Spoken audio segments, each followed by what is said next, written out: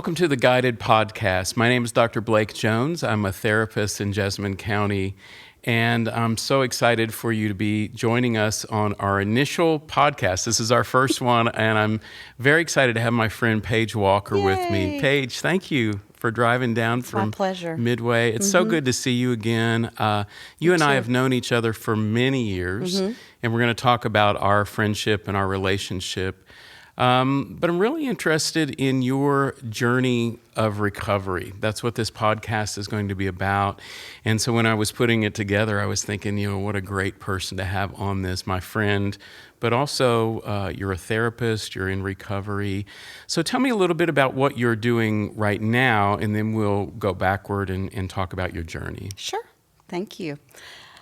So right now, I am working at UK Healthcare at Markey Cancer Center. I work in the outpatient palliative department. It's fairly new to UK Healthcare. Always been an inpatient palliative program. I had to help two parents, my mom and my stepfather, through their cancer journey, and was very interested in oncology, and that was very unexpected in my career. So kind of made a full circle back to oncology, and I'm working with patients that have addiction. So a lot of our patients they're at high risk for addiction because they have, the criteria. They have really high adverse childhood experiences. They also have cancer now, which is, confounding their addiction issues.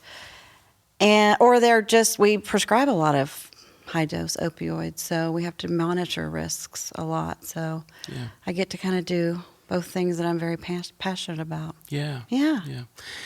Well, let's go back to the beginning of our friendship. We both lived in Midway, Kentucky, and I got to know you. You were a manager of a restaurant there in Woodford County. Your sister opened a restaurant, and you were the manager of it.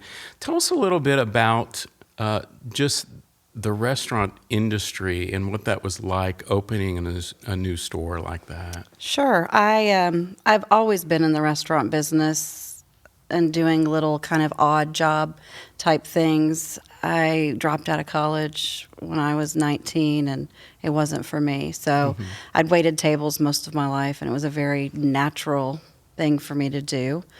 My first husband went to Culinary Institute of America, and we were moving around from New York to South Carolina, and I was really homesick. And my sister called one day, and she had already opened the Holly Hill Inn, and it was rolling, and was actually looking for a bakery to supply bread for the Holly Hill Inn, and asked if we wanted to come back and partner with she and her husband. So we did. So he was the chef, and I was managing that place, and it was probably the hardest work I've ever done in my entire life. It's very different from waiting tables, and when you're working with a spouse under that kind of stress, it can be really challenging. So, yeah. So tell us about how you started to, get into addiction and drinking too much, and tell us about that. Yeah. When I was a kid, I was super outgoing around family and close friends. But I was a shy kid, and a lot of people didn't really understand that about me. I guess I was introvert, extrovert. At school, I was very shy. I had ADHD that was undiagnosed. I didn't know that at the time. I know that now. It was the 70s.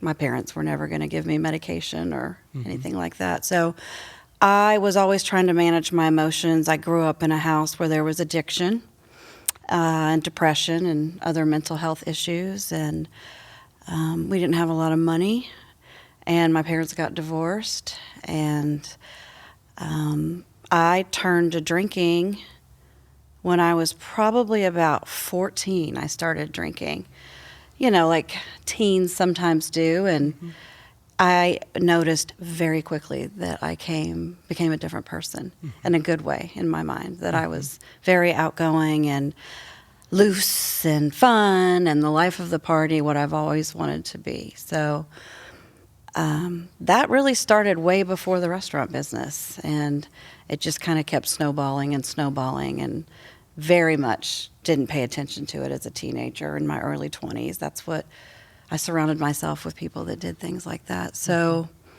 it wasn't surprising to me. I dropped out of school. I really liked to party and figured out that I could make friends a lot easier by being under the influence, and I really started to experiment with a lot of different drugs at that point. Waited tables because my parents said that I had to earn my keep and, have a place to live and support myself. So it just kind of carried on through my life. Every time I found myself in a uncomfortable situation or a situation where I had to put myself out there, moved to New York with my former husband before we were married, and I wasn't sure what the heck I was doing. Drank a lot. He was in school a lot. It was hard for me to make friends. Yeah. I didn't really have a goal. I was always supporting myself or someone else. So when we moved back, nothing had changed. I still was in that spiral. And then you add a restaurant project with your sister and your brother-in-law. Not stressful and your at all. fairly new husband. I had known him for many, many years. We had kind of grown up together a little bit, but a lot of hard physical labor, a lot of stress, no money, just all those things. And I've thought a lot about this over the years. I've seen people in my practice who work in the restaurant industry, and it feels like, it's high stress, it's late hours, it's a lot of times at the end of the night, it's cash money in your pocket. It's not being able to come down from the rush of just being so busy and stressed. And so they turn to drugs or alcohol. And it's fun. Yeah, it's fun. It it's really is fun. Socialization, right? Yeah, it's a nightlife that was really fun. There were certain restaurants that would stay open late. We'd all leave wherever we were working and go to Charlie's. Yeah. And they would serve us until 2 or 3 o'clock in the morning, and we all had a good time. Yeah. So And that was just your way to relax. And it was, yeah. We had lots of money in our hands, and yeah. So what was there a turning point for you when you really said, I need to address this? What happened? You would think it would be obvious. Sometimes people think that this rock bottom moment is very obvious. It was infidelity for me. I'm honest about that. It's not something I'm proud of. That was my first sign, because that's not really who I am. That's out of character for me. I also had a really bad motor vehicle accident. I was alone, and I'm lucky to be alive, to be quite honest with you. And I was always wanting to drive away. I would get in my car, and I didn't have an intention of drinking and driving, but I always had a drink with me, and I just always wanted to escape. And I got into a car, and you would think that would be the obvious moment too, and it wasn't. I just was running. I was running away from everybody that was really important in my life towards people that didn't really care about me and that weren't really important to me. So trying to hide, and it all started to slowly unravel.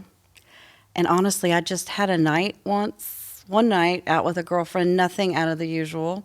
Drank as much as I've probably drank less than what I've had in the past, and I just woke up one day, honestly, and said, enough is enough, and too much is nasty, and I'm there.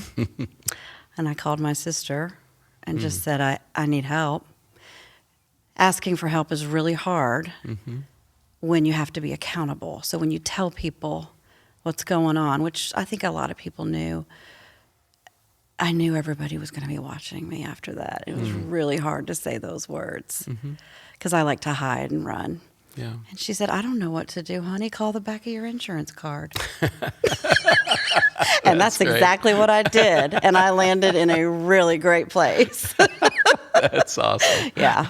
Yeah. Look on the back of your card. You'll find She's help like, there. I don't really know. I mean, we had, 20 employees back then. Yeah. Not 400 like she has now. So it was, she's like, I don't really know about this. Yeah. So go to an AA meeting. It's not as simple as that. Yeah. So you were able to go to rehab or? There was a new program that had emerged in Lexington. I think it was through St. Joseph. It was called St. Joseph Behavioral Health.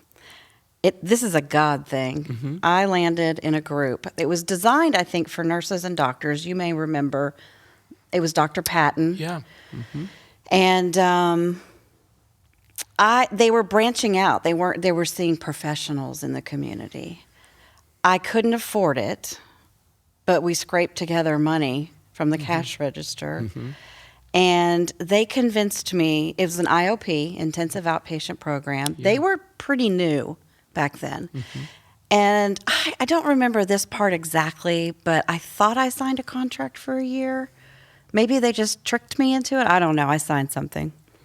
And I met, I think it was 5 or 6 people that ended up being my team that I'm still friends with today and I still deeply care about. Yeah.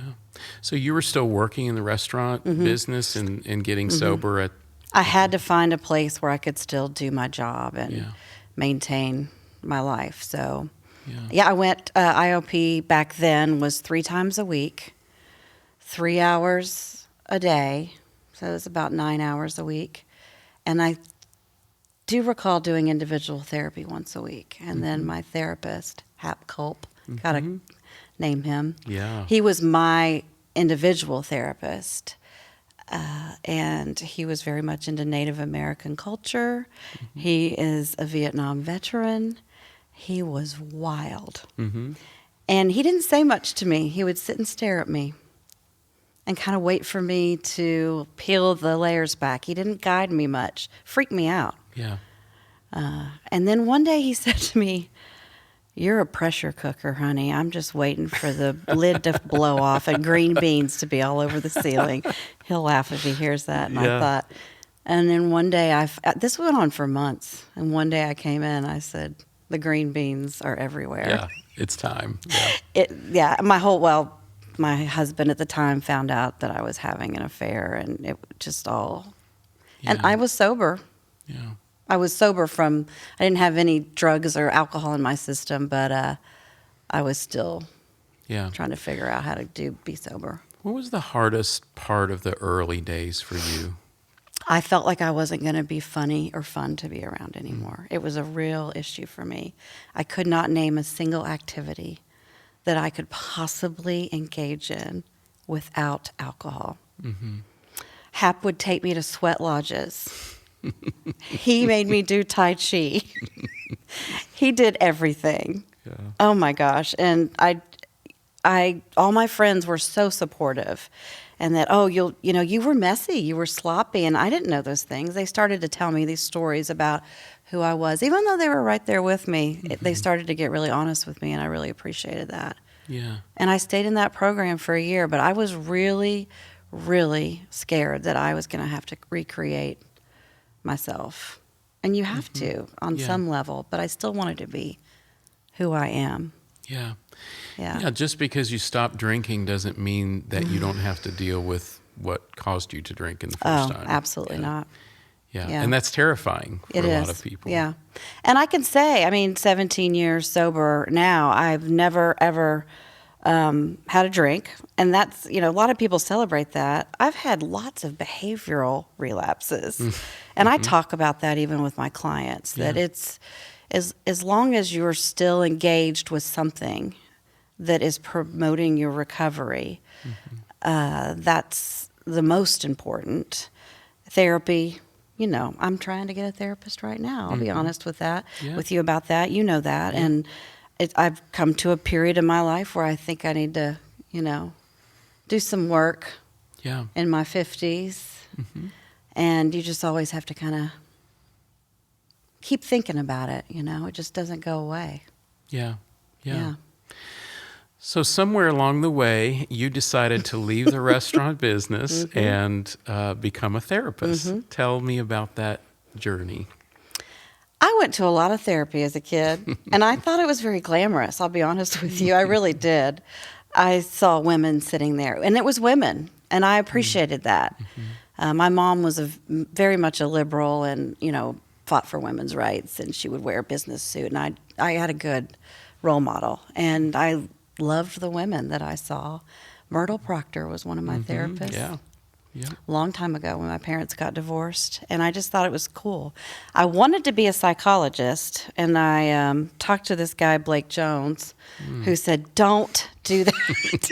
I've heard of that Nothing wrong with psychologists, but I think you realized, you really sold me social work and how many different things and how broad it can be. And I pivoted really quickly. I had to start from scratch. I could only keep 2 credits from BCTC from when I dropped out. And I went back there and did my 2 years duty and got my associate's degree, and then transferred to UK. And I was always a very, very scary prospect in my mind to go to school. I just didn't feel like I was smart enough to do that. And I was. Yes. And I got my master's degree. Yes. But yeah, you were very helpful in that. No. Guiding that That's path. It's so meaningful to me, at this point in my career to, to see people like you that I've looked back and just respected you and your career, and just not just that, but just the work that you've done in your life. There's a lot of therapists that deal with a lot of demons, me included. Yeah. I tell my students, I think most therapists have therapists and should have therapists. Absolutely. It's very important, and to deal with some of the stuff that we've, where we've come to in our lives. So to me, that's the mark of a wise person, right? Is to be open to that. So what would you tell people, I know some people that are going to be listening to this, maybe working in the restaurant business, maybe have a similar story as you do, just kind of struggling and not where they want to be, or drinking too much, or, what would you tell them? Don't be quiet. Tell the people around you. My sister learned a lot about my addiction. I was very open with her. She came to my 1-year sober meeting that we had, and she's always supported people and always used me as a good resource to kind of talk through how to help people in the restaurant business that are struggling. We're all very wise, creative, fun, smart people.